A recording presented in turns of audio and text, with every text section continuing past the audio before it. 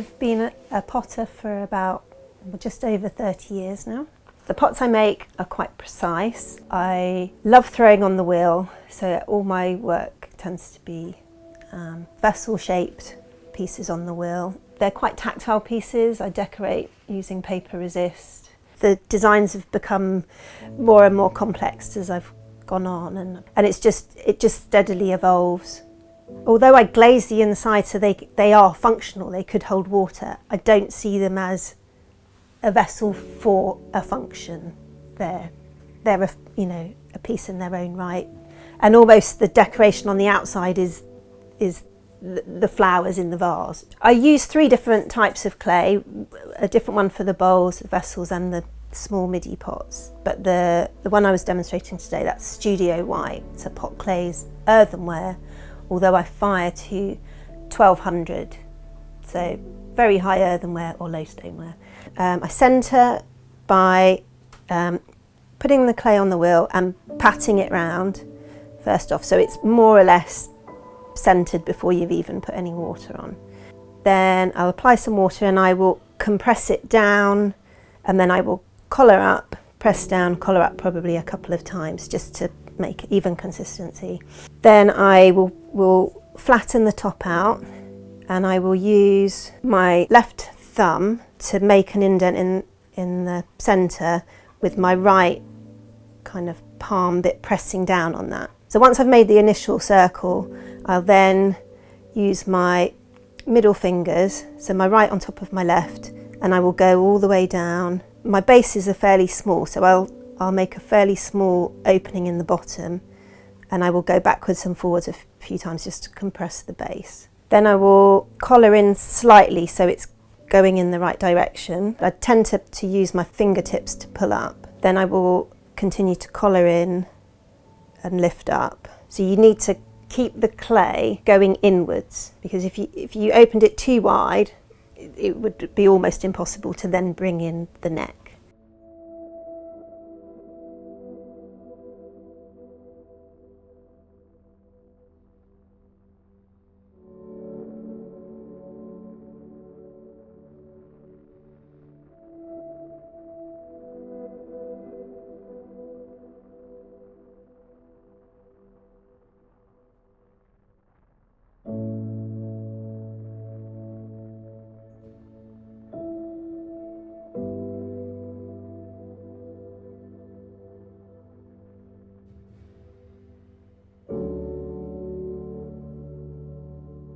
Once I've got the height, I will start opening it up a bit with my fingers, and then I will use a wooden rib which is slightly curved. So I will press on that and bring it out a number of times until I'm happy with the kind of bellied form at the bottom. There's always going to be quite a bit of clay down the base left, which I will trim off afterwards. I'm not really worried about that. And then it's a matter of using the left-hand fingers, mainly the middle one, then the right fingers to kind of push against it and bring it in.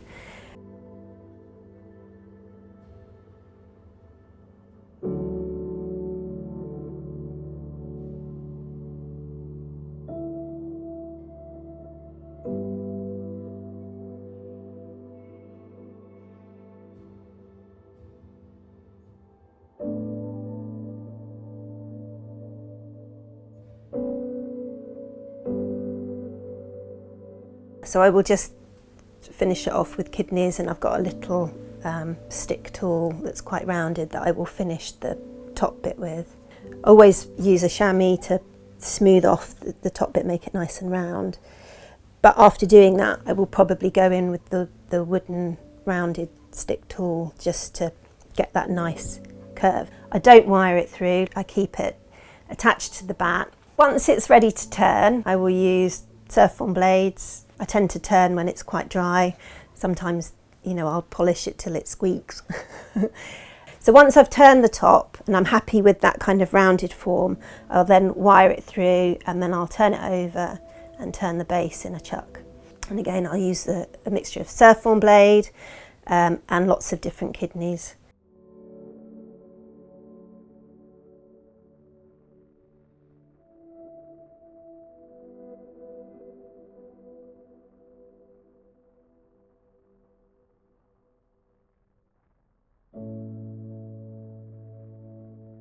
So I will turn it over and I will brush white engobe on. The reason I brush the white engobe on is to give a blank canvas. So upside down, I will use a little brush for the bottom and I will do about 3 coats of the white.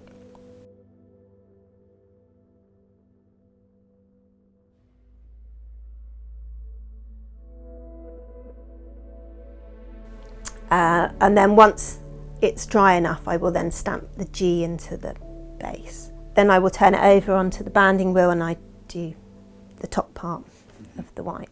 I decorate with engobes. An engobe is between a slip and a glaze. It's pretty much a slip, but it's got a bit of flux added to it. So whereas a slip would need a clear glaze over the top to bring out the colour, with that flux in, it just melts a bit and it's got that kind of bright solidness of colour without the use of a clear glaze over the top. I will cut out of newsprint. With things like the daisy ones, I've made templates. So I'll fold pieces of paper like 8 times for some of these petals, and I will draw with a pencil round the template, and then I will cut out with a sharp scalpel. With these ones, I've got a compass that cuts out the circle.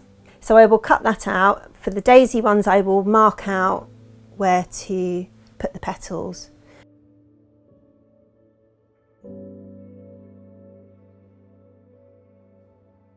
I stick the petals on with water, just simple water. Put it in the water for 4 or 5 seconds just so it kind of soaks up enough. Get rid of the excess water and then lay it on.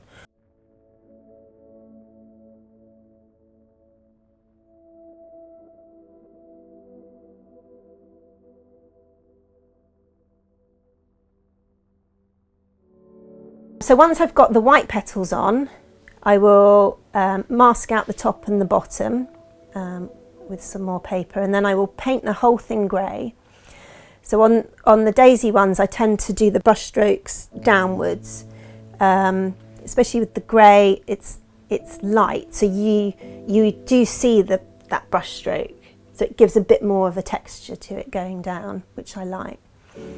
So once I've done 3 coats of that, I will then apply the petals that are grey, again with water, dabbing it down.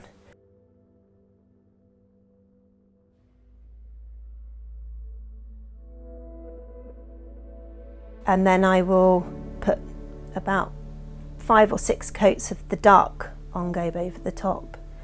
And with the daisy ones, I tend to do brush strokes down and then I cross hatch, just to get a solid coverage.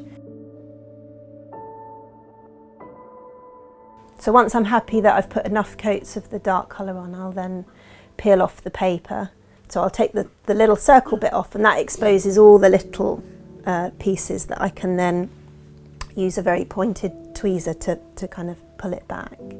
I'm constantly thinking of, how things will develop. So I go to bed dreaming of pots, I wake up dreaming of pots. On my dog walk, I'm thinking of pots. If I have a spare weekend, I'm out here making pots. I'm pretty obsessed. Once they've been fired to 1200, they come out, they're quite cat's tonguey, they're quite rough. So I will wet and dry them all over so they're nice tactile pieces. And then once they're dry, I put a Renaissance wax on, which is the thing that the British Museum used to kind of protect their pieces. It just stops finger marks and things like that. It just protects them.